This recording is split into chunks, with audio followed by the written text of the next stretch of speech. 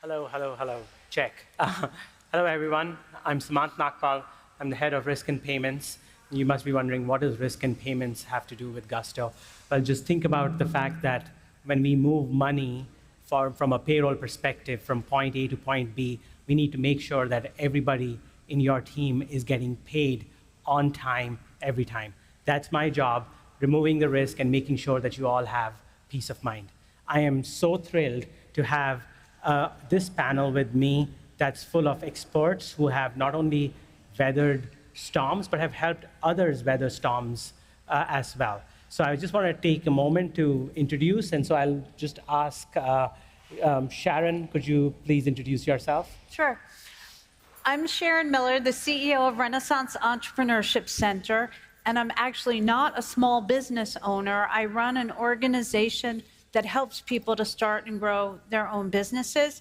We work in the Bay Area. We're headquartered in South of Market, but we have offices throughout the peninsula, the East Bay, and two in San Francisco. And our work is helping people to access the training, the consulting, the networks, and the capital that they need to start and grow successful businesses. Sarah.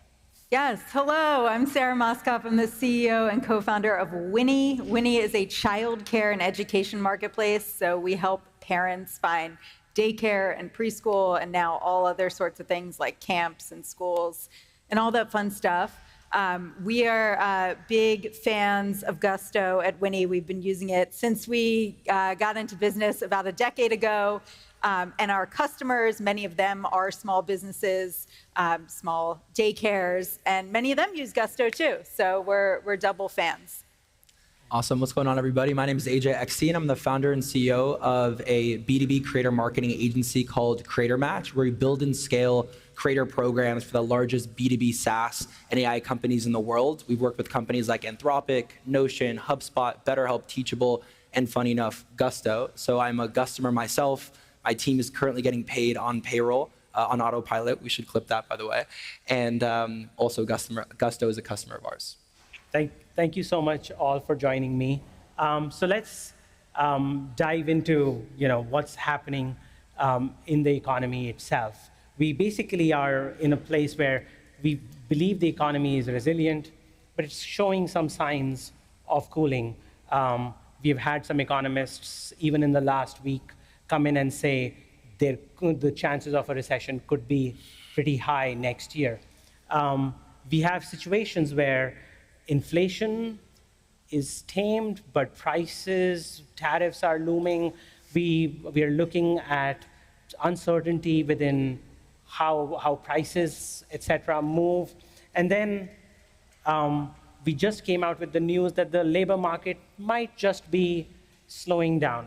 As small businesses who are juggling so much, what would your advice be about how to navigate this environment?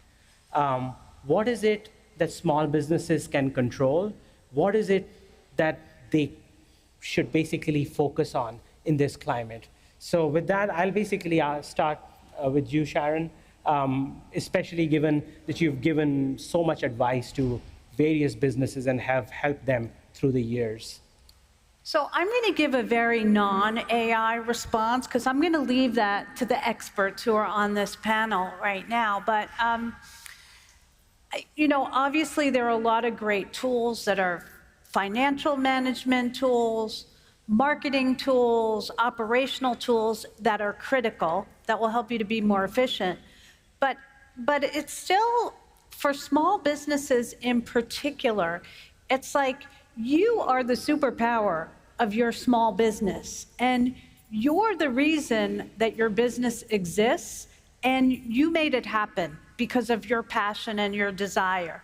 So there is that advantage that small businesses always can have, which is engaging directly with your customer, using technology to make it as efficient as possible. But when you're a 1, 2, 5-person operation, that personal connection is still going to be the strongest connection that you have. I mean, we really saw during the pandemic that at least in San Francisco, the neighborhood businesses survived because people in the neighborhoods knew them and engaged with them. And it wasn't because you got an email that said, "Hi, Sharon," on a Tuesday. It was really because there was that personal connection there, and you knew the person at the other end of the business. And that's going to be the strongest, most consistent way to remain in business right now. I love that. I think I'm going to take that. You are your own superpower. And we think of small businesses as fighting against things, but that's actually our superpower because we know the people we work with. As you know, Morgan just asked if you learned something. I already learned one thing. Thank you for that. Sarah, like, would you mind sharing challenges you have experienced balancing, uncertainty and growth? Yeah, challenges balancing uncertainty and growth. I mean, this is, as a startup, this is a common challenge, is like, we have to grow, and the market has had a lot of uncertainty in the past decade of being in business. And the same thing for our customers, the daycares we serve. They want to grow as well, and there's been a lot of uncertainty.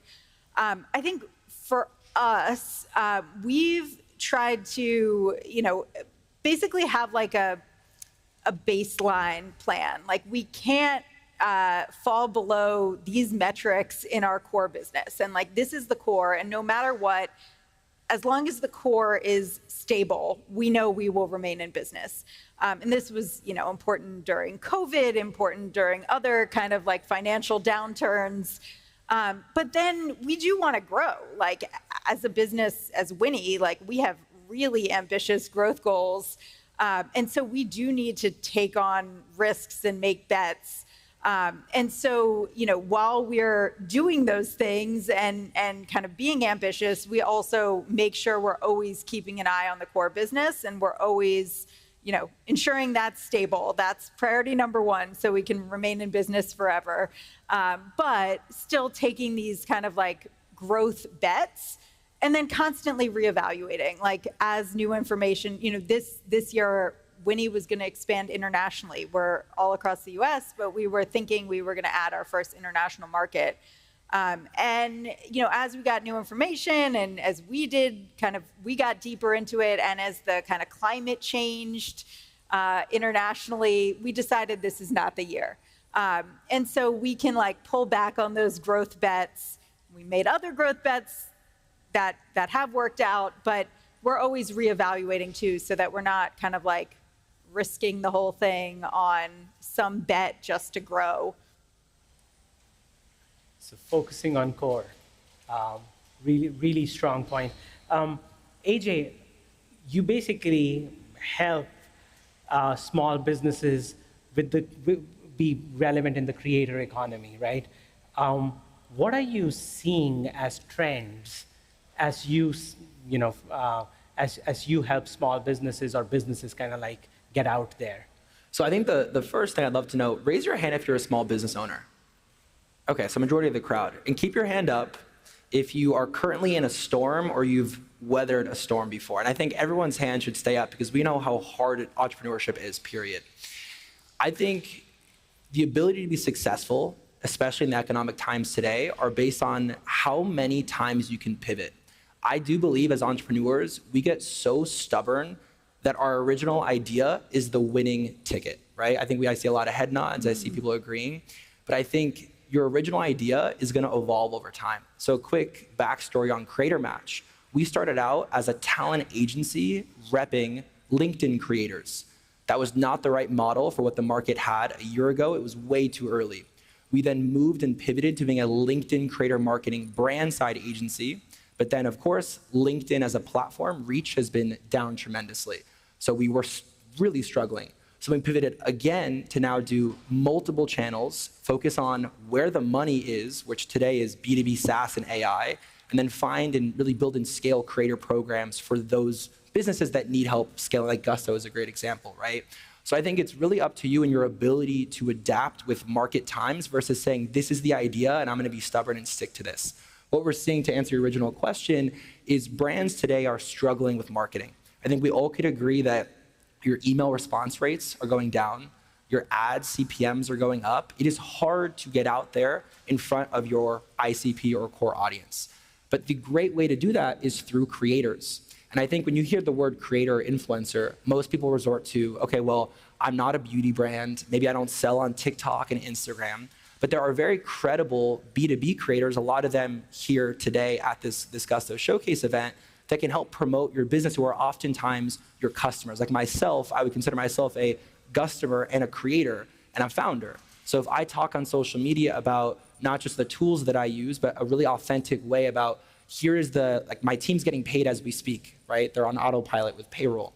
And it's authentic. And then Gusto can put ad spend behind my content as well. So what we're seeing is a trend of how marketing dollars are shifting away from your traditional ad spend, traditional playbook of webinars, gated lead magnets, emails, all this stuff with AI, to actually the human. And the human is more important today than it has ever been because of AI. So I would challenge everyone here to think about your marketing strategy and think through, what customers do you have that want to scream how much they love your product or service from the rooftops? How can you partner with them and ask them, hey, what if we hosted an event together, a small dinner in SF? What if we brought creators together? What if we use you for ads? And people would love to do that because it's the most authentic partnership. So that's what we're seeing today in the creator economy. That's so awesome. You know, when we were setting up this panel, one of the things that I was going through was, what do I want people to take away from this panel, right? And I kind of have heard 3 words that I want to repeat.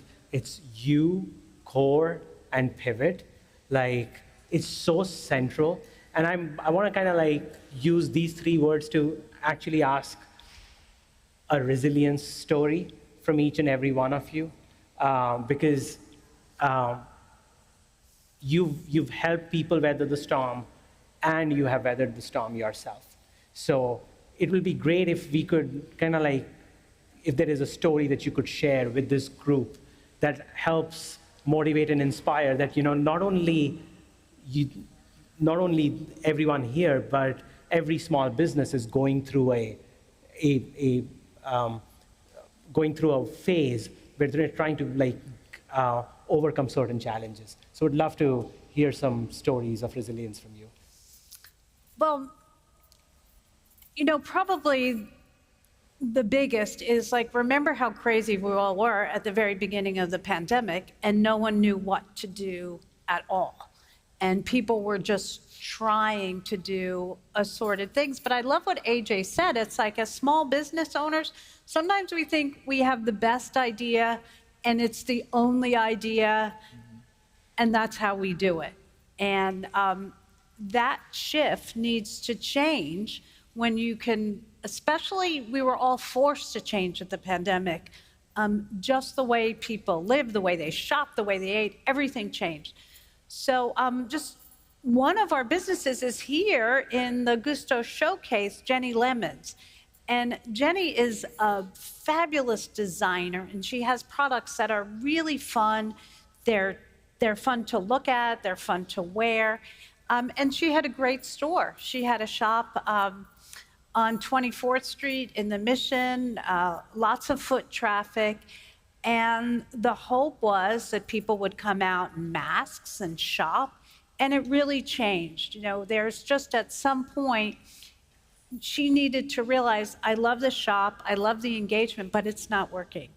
And she pivoted, everything's online now, and I don't know how she did it, but she was able to make a great partnership with Gusto. And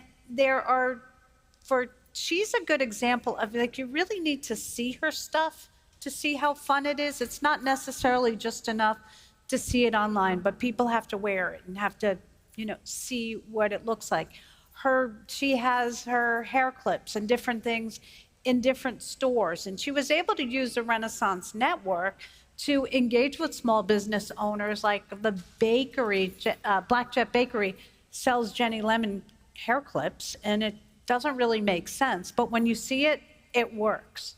So it's using a different format to do your business is just one way of making those pivots.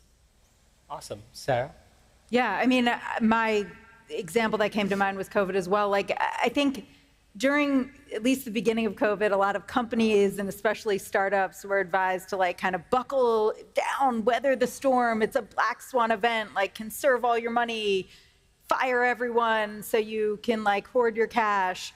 And we like listened to that. I mean, we didn't fire everyone, but we did a lot of that, like kind of weathering the storm, like ride it out. And I think that was actually the wrong approach. Like, I actually want to push back on the whole title of this panel about, you know, weatherproofing your business, because I think once we started approaching it from a point of strength and not like, how do we like kind of make ourselves so small so like we don't get taken by this storm, and instead like, how do we actually help? We actually found that COVID was like a huge growth moment for us. And we've kind of taken that approach into future storms of like, instead of like, no, like, let's not buckle down, but let's actually take this thing head on. So an example during COVID was like, yeah, it was rough in the beginning. Lots of daycares closed up. But then what they found is, unlike schools, they had to reopen to get paid. They had no funding otherwise. Daycares are all, for the most part, private businesses. And so they all reopened, and we were there to help them figure out how to do that, to figure out how to get new families that were willing to enroll their kids during this time, to figure out how to implement safety measures. And once we did that, we got, you know, COVID completely changed our business. It got everyone to adopt Winnie. Like, that was the most, we would be out of business today if not for COVID kind of changing the way daycares operate entirely. And so, you know, in future, like even now, this year, we got a lot of like feedback, you know, in the market, like, oh, it's going to be a rough one, like a new administration, we don't know, it could be really rough economically. We were like, F that. Actually, this is a great opportunity for us to help our customers, help prospective customers figure out, you know, how they need to kind of take on these times. And it has been challenging, but like, I think that is where the real opportunity is, like not kind of buckling down, but instead taking things head on and figuring out, yes, you will have to pivot, but like, how do you really meet the moment? Every challenge is an opportunity is an amazing TLDR, too long, didn't read. That's a term we use. It just came to me naturally. It's called TLDR. But like every challenge is an opportunity, and I love that. AJ, your platform reaches a lot of early stage entrepreneurs. Can you share a moment when you personally had to adapt your strategy, like whether in content, brand, partnership, like what is it that you faced? What did you do? So I think the next generation founder is creator first. We have never spent $1 on any marketing or any ads, and it literally has all come from me building Creator Match, my business, in public. And you might be saying, okay, well, AJ, I'm a small business owner, and I think we all can agree we have no time in the day. I mean, there's like, how can you add now trying to be a content creator? But I would try to get your mindset to shift from creating to documenting. So a ton of content will be coming from this event. Every day, I have a founder journal where I document the highs and especially the lows. Because I think we can agree there are so many lows in entrepreneurship. And that's content. And that's how you build trust, credibility, actually build out the community of advocates, and how people hear about you before they even see an ad or they see you try to sell to them or see you at an event. So I think trying to meet people where they're at is a huge thing of how I've had to change from trying to build actually like an ad or marketing strategy to actually how could I be the most credible person in the room to where when I come up to you, you already know who I am, what we do, because of the content that we make. The best content that I've ever had perform were the darkest days of my business. Days where people said, you know what, AJ, I'm quitting. Days where I talked about in the first year of business, I didn't pay myself $1 in salary coming from 6 figures in management consulting for Google, right? And the list goes on and on and on. And I think people want to consume more content that makes them feel seen. One of the posts that I made last week was talking about how everyone glamorizes the founder journey and this glamorous travel. I'm flying first class and staying at the Ritz-Carlton.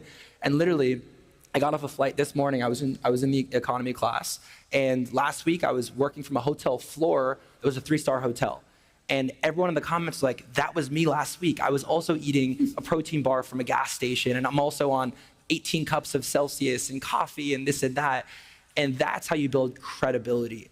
And if you think about today, who you actually do business with, it is not the company or the business that has the best product or service. I'm not saying that's not important, but it's the one you trust the most. And trust, again, I keep going back to trust because in this AI world, everything is fake, everything is automated, right? So go back to the world of handwritten cards and documenting your real journey. And I think that's how we've been able to stay resilient. I'll also add, and this is getting a lengthy response, but I'll also add, this panel is Weatherproof Your Business. And kind of what you shared, I think it should be called Weatherproof Your Founder. It's a mindset shift and philosophy shift, less of here's one tool that's gonna solve all your problems, right? If you were a gym owner during COVID, there was not one tool that was gonna save you. If you were a restaurant owner and now people can't come into your restaurant during COVID, there was no one tool. It was a mindset shift. So what did gyms do? They have outdoor gyms. What did hairdressers do? They came to your house with masks. So it's on the same thought of what to do today with AI, continuing to pivot, and I think meeting people where they're at and always building that trust. You just took away my next question because you said there isn't one tool. So I'm gonna pivot. Other than Gusto, obviously.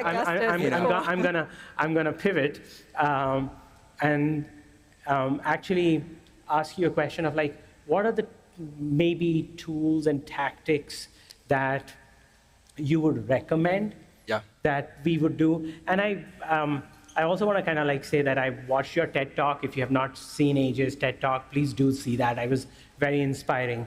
And you talk about the imagine if world that we should be living in. So I want you to be able to kind of combine what are the tools and tactics and the if the world was your oyster and if you could imagine if what would you like for small businesses? So I think so much of us get caught up again in that one dream tool. So before Gusto, I was paying my entire team, and again, for the accountants in the room, do not come after me after this panel.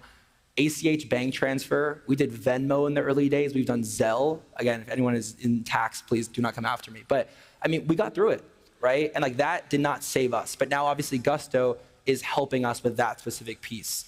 So I do think, around this TED Talk of imagining, again, instead of trying to, like you said, hunker down, let's decrease the size of our boat, trying to weather the storm, I would just see, again, where's money moving? I would strongly disagree that every business today in this economic climate is struggling because money is still moving, right? It's just shifting. Anytime there's a shift, people call it a recession, right? So again, for any one of your businesses, I would really think through how to just follow the money, follow the next problem to solve. If you are an accountant and you only serve a type of business that is struggling, stick to accounting, but just shift who you serve, right? And it's the same process in anything. Obviously now, as we're over a year in and we're getting to a more mature stage in our company, there's a lot of process that we fix with different tools, and every business will have their different tech stack.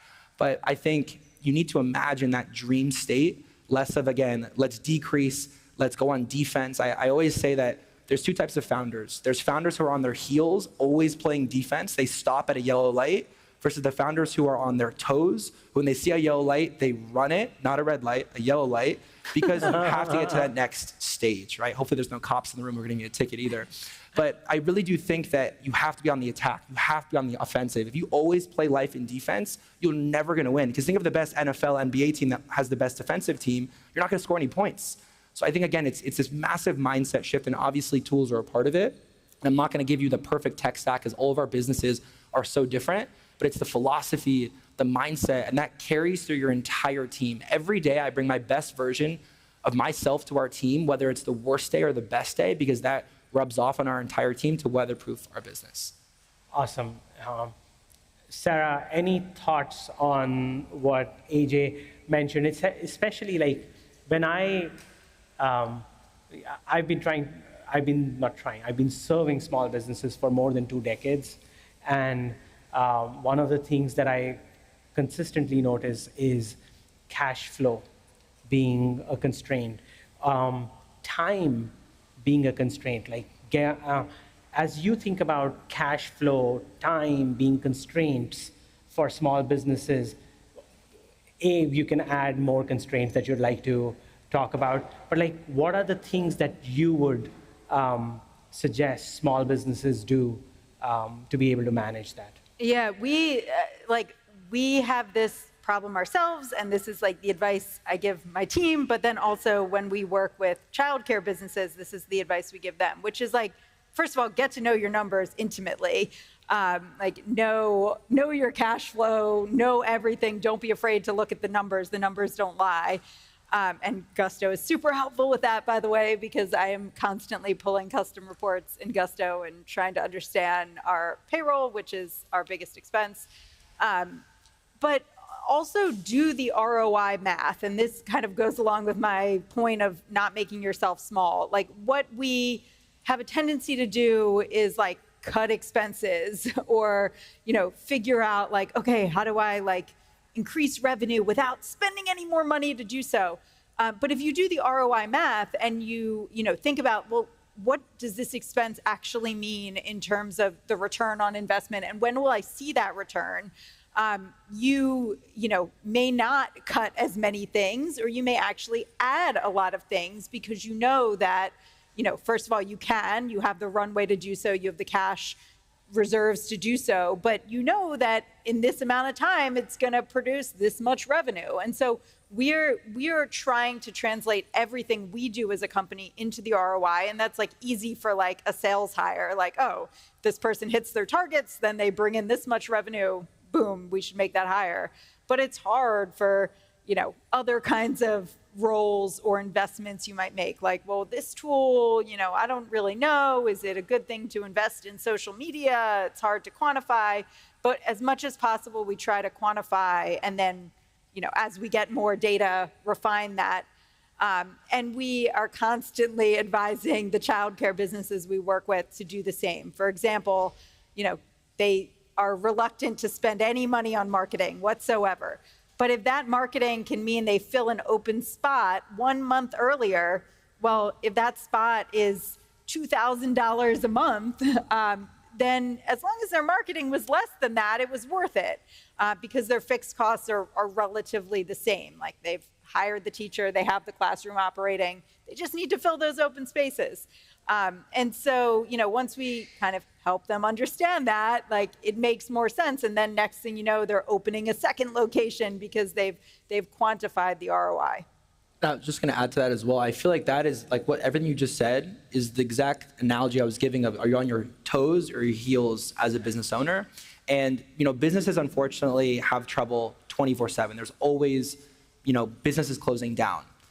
If you look back and let's say, hopefully this never happens to you, but your business does close down, do you want it to be because you didn't take a swing at a home run, or you were only hitting bunts, for a baseball analogy, just trying to get to first base, right? So again, it's like really, I think, shifting your entire mindset as a business owner, as an accountant, as an HR, whoever it is, to think bigger and growth versus we have to hunker down every time I see the news about a recession. The news is just trying to keep everything negative. That's how we watch the news, right? So talk to other SMB owners, see what is working, and I would say you have to take those big home run swings. Awesome. And then Sharon, from your work at Renaissance, what practical, low-cost resources do you feel small businesses can tap into to help? Well, shameless promotion, you can tap into Renaissance. Our programs are either low cost or free. Most of them are free. And we have classes, we have workshops, we have one-on-one consulting, we have business incubation space, we have kitchen incubation space. So there's a lot of support out there. There's other programs as well. There's the SBDC, the Small Business Development Center. They are all over the country. They seem to be everywhere. SCORE. where you can also get free one-on-one support. People actually want to help small businesses. And in addition to the brilliant things that AJ and Sarah said, a mentor is really great. You know, finding somebody who was in business, often people do want to help you. They struggled so much. They went through it all. And sometimes it's really a joy to be able to share that. And I encourage you to be the mentor to someone else because you learn a lot on both sides of it. And so there are resources out there. And just to add to the tools part of it, in addition to the financial management, which is probably the thing you wake up at night thinking about, it's huge, it's scary, but it's also managing your own time.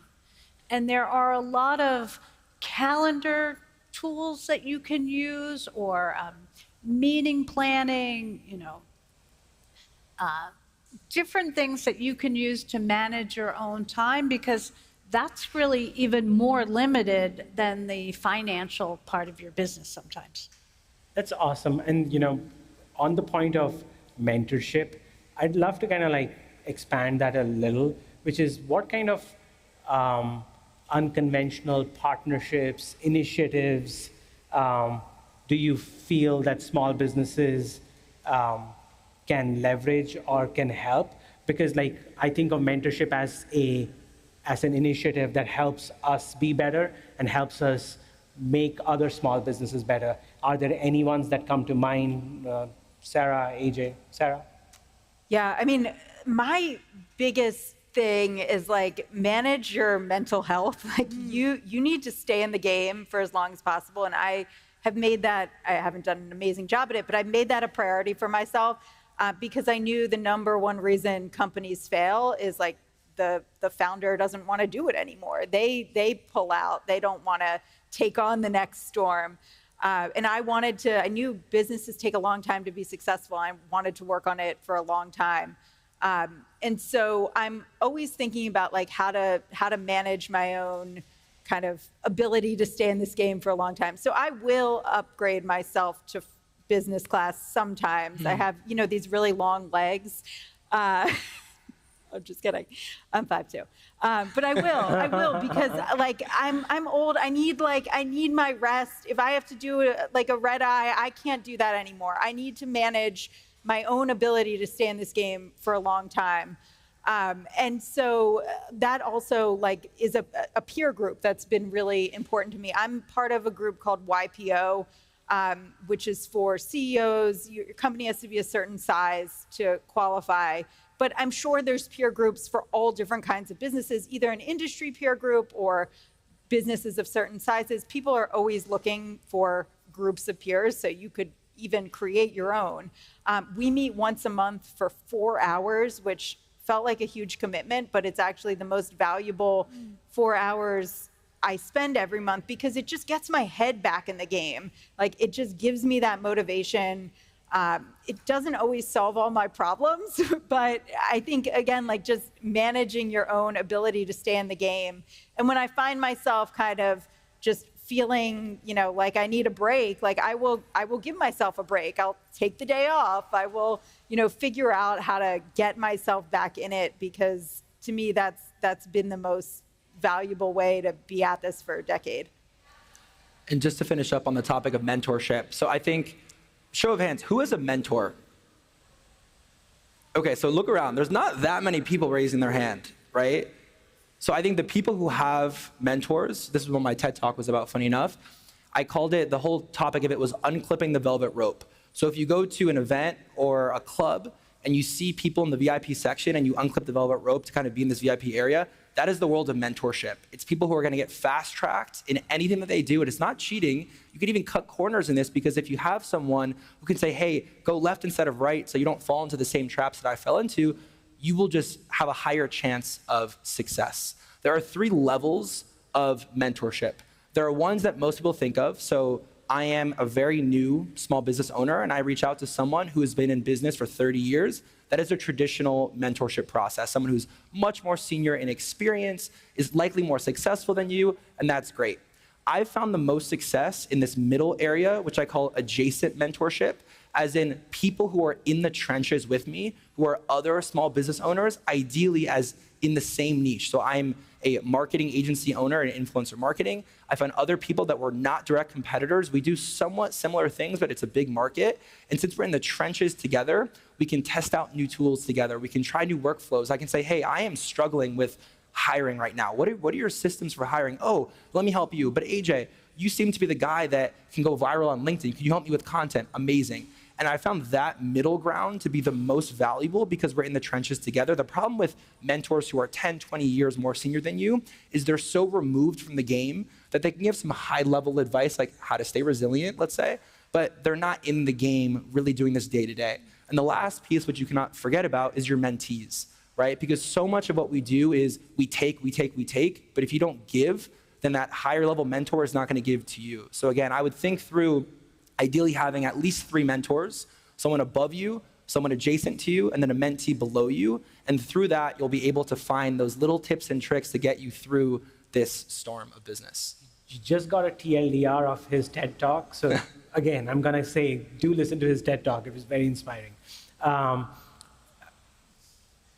As you think about partners and initiatives, like, can you talk about, and I know both of you are customers, and for you, Sharon, like, my question would slightly change to be like, what's the one top of mind? But as you look at Gusto, how could we be a better partner for you? Or what's something that, you know, can help small businesses be able to be themselves, strengthen their core, be able to pivot when you look at Gusto? And how could we be a better partner? Oh, you want to take feature requests now? You're ready for it? Get the product backlog out. Yes, Right now. I have a somebody's list. recording it here, and I'll basically make sure that, you know, those feature requests are taken. But again, like, how could we, how could we continue to help small businesses thrive? Is the question. I mean, honestly, like, you guys have, because I've been using Gusto for so long, like, I feel like you've added a lot of my features, so I am inclined to give you some more. But one example is, like, I remember my employees asked, like, can we have a 401k? And then the next thing I knew, like, you had that in the platform, and I could just turn it on because I was like, no, we're too young to do 401ks. But then you had that, and now you've, like, acquired Guideline. It's like a part of Gusto. Subject to regulatory approval. Oh, yeah, okay, good. I won't, Get that disclaimer there. Right? But it's like, it's been amazing. And I think the same thing has gone for a number of, like, benefits that my employees have asked for me to offer. They've become checkboxes that now I can literally offer them directly through Gusto. So that's been amazing. And, like, I feel like we don't this is probably also, like, not advised, but we don't have a head of HR. And I really feel like that has been made possible because of Gusto. Like, everything for my employees is pretty self-service. Like, a lot of times when they have a question, we can just direct them, like, here's where you look for it in Gusto. Like, did you even try to do this yourself? And then they're like, oh yeah, sorry, like, it's right there. I can see all of this information right there. And it makes it really easy. But if you are taking a feature request, parental leave, that is still something I use another company for. So if you want to add that directly to the platform so that I can manage it just through Gusto and you can take care of it all for me, that'd be great. Thank you. And your feedback is taken, and I am pretty sure that somebody's taking a note of it immediately. AJ. Yeah, so I have kind of 2 parts. So for me, it's less of, here's a list of features, more so I would love more education. And the reason why is I think most people here, if I had to guess, very similar to us, who use Gusto for really 20% of what's possible. And like 2 weeks ago, we were looking for a 401k solution, and then we saw that you guys acquired Guideline, which was ironic timing. But mainly we use it for payroll. But I'd love to, especially as a business owner versus, we have an accountant who's in our Gusto account pretty frequently, would love to just better understand, based on our type of business, so for us, we're an influencer marketing agency, what tools that Gusto offers do you recommend? And like having a way more tailored approach to not just here's a blanket tool, but maybe let's say that you work with a lot of working parents, like parental leave would be like a really interesting feature, almost like a customized path towards here are the best tools for you. And then the last thing I would say for recommendations is I don't think that there's one tool that's going to save you. I really don't. I think it's just continuing to show up as the founder and find tools to help you. I think they supplement a lot, but I don't think any business has ever died from I didn't sign up for that one tool. So Gus has done an amazing job for our team, and I'm excited to continue to dive into the different features and tools, especially with the recent acquisition. I love that you want us to be an opinionated partner, and that's what we strive to be. Sharon? I don't use Gusto yet, but I'm getting sold right here. Awesome. I know we're close to the 10-minute mark, so maybe just one last piece, which is if you wanted to leave us with one message, what would that message be for small businesses? And so let's start with you, AJ. Putting me on the hot seat. I will say that no one is going to come and save you. And I know, again, regardless of how the economy is doing, money is still going to move in different places. So the one piece of advice I would highly encourage you as the business owner, as the founder, as the accountant, as the HR manager, is to continue to be open to pivoting and having an open mind and not be so stuck on the idea, but just follow where the money is, follow where the problems are, and then you are the solution. And if you just did that for the rest of your entirety of being a business owner, you will succeed, because I think everyone wants this instant gratification. It's a one-year business. It's get rich in 6 months, whatever it is. But if you change your horizon to we are in the game ideally for decades, then you guys are doing great. And everyone is running their own race on their own time with their own destination. But just know that that's going to continue to change as you continue to pivot. And I would encourage you today, if I were to meet you and say, what is your business? If I met you in 6 months, I hope it changes, because that means that you're changing with the economic times. Sarah?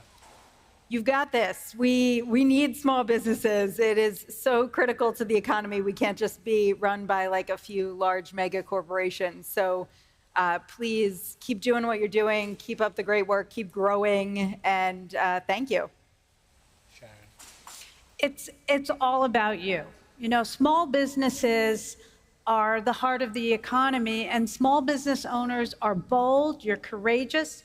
You're changing the way the world does business, and that's pretty huge. And to do that right, take care of yourself. Be kind to yourself.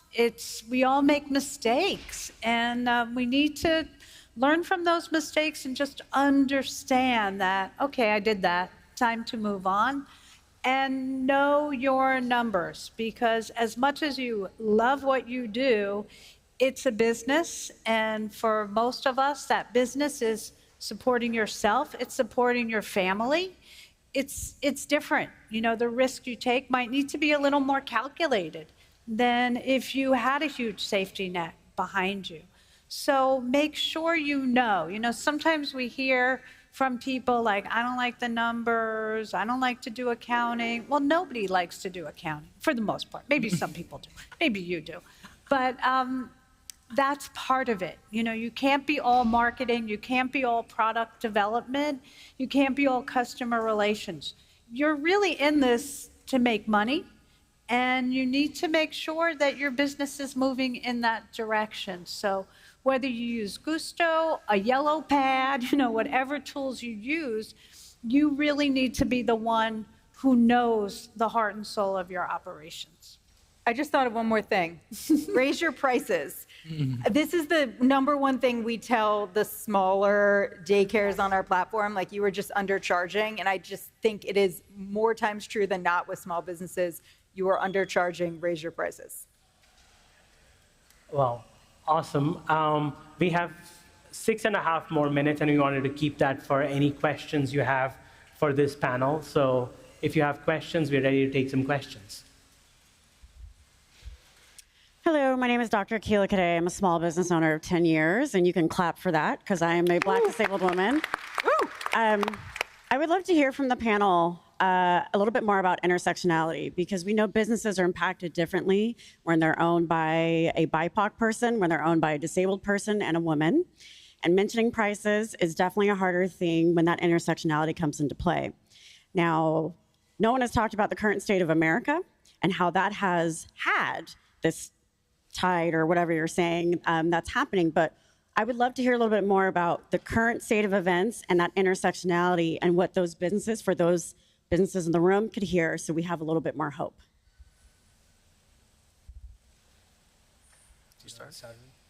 I mean, I do want to acknowledge that, I said a lot of stuff with a lot of privilege, but we work with customers where their employees are afraid to come to work because they're literally worried that they will not be able to stay in the country if they come to work. And they're here legally, but you just don't know. And this is happening to a lot of people that work in childcare businesses. And to work in a childcare business, you have to be licensed, background checked. These are people that are working legally, but some of the parameters on what's legal are changing. And do you have proper documentation at all times? So it is like an incredibly scary time. And some of these people are indeed the business owners. So I want to acknowledge that it is incredibly tough, and sometimes no amount of mindset or wanting to operate from a place of strength can solve those problems. So I definitely don't have all the answers,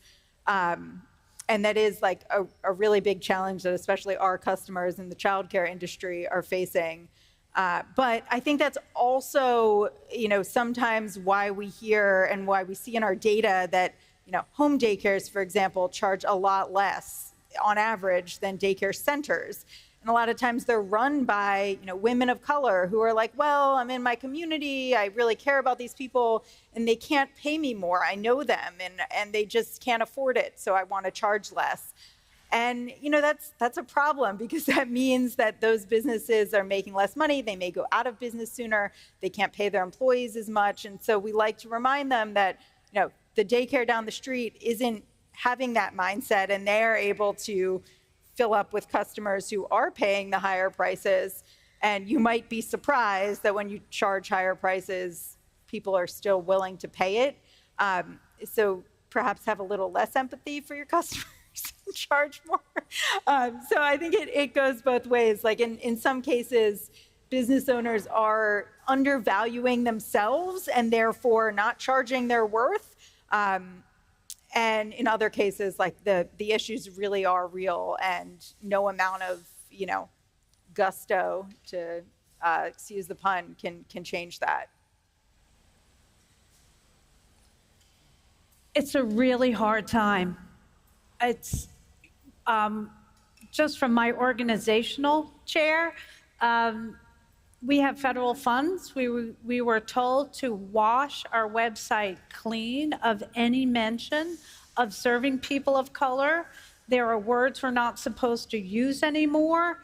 We're not supposed to say that we serve Black people. Well, we used to have a Black business initiative. Now we call it the Legacy Business Initiative. There's,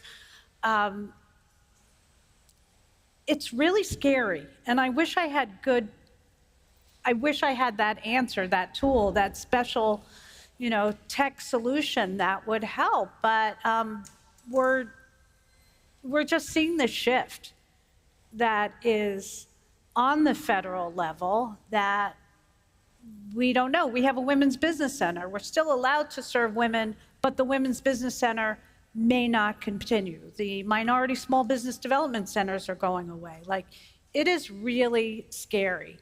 And, fortunately in the Bay Area, it's not as bad as it is elsewhere. Doesn't mean it's good, but it is sure worse in other places. And this is a time when we have to call on the community, of everyone in the community, to be supporting businesses of color, to be supporting women-owned businesses, to be supporting women, and to be supporting businesses who are owned by lower-income people who face various barriers. So I wish I had a meaningful answer, and I think it's really important, and you're brave to bring up these points, so thank you. I'm never brave. I'm just literally speaking my existence. What I will say, to put a call out, and I appreciate what everyone is saying, rebranding is one way that definitely works, but it's organizations like Gusto, it's the bigger companies in the room that can be actionable, not intentional, but actionable about partnering with women, partnering with BIPOC-owned businesses, and partnering with disabled-owned businesses. We still thrive, and yes, there are federal things that are happening. I have federal clients myself. I've had to go through that as well. But it's really so the people who still have the power and privilege to not be affected by what's happening, to partner with people like myself and others in the room that also need to support to ride out the economic storm. I can add one final thing to that as well. So we come in a very interesting spot as we manage a lot of very large wallets, as in budgets of very large companies. As someone who looks at every list that we source for creators, we ensure that it is the most diverse list possible across every demographic possible. And I think that's also what we're seeing as what companies want today is a very diverse set of people from different countries, backgrounds, race, religion, I mean, you name it across the board. So I do think, at least from our side, like where money's moving, at least as where we control a piece of a lot of influencer marketing, let's say, I mean, millions of dollars of it from these bigger companies, is we actually are seeing them saying, hey, actually, let's make it more diverse. Let's have people, you know, we're only specializing in SF. Let's get some people in other areas, let's say, whatever it may be. And I do think it's trending in a really positive direction, especially given the state of the world. We are at time. I just wanted to say thank you so much to this panel. I really appreciated it. I thank you for the question. You know, it takes courage to ask such questions. And thank you for the transparency, honesty, and all the advice that you gave today. I personally walk away from a resilience perspective with, you are the superpower, you're the core, and you know what? You have the ability to pivot as a small business. And so appreciate it, and thank you so much for being with us today. Thank you. Thank you.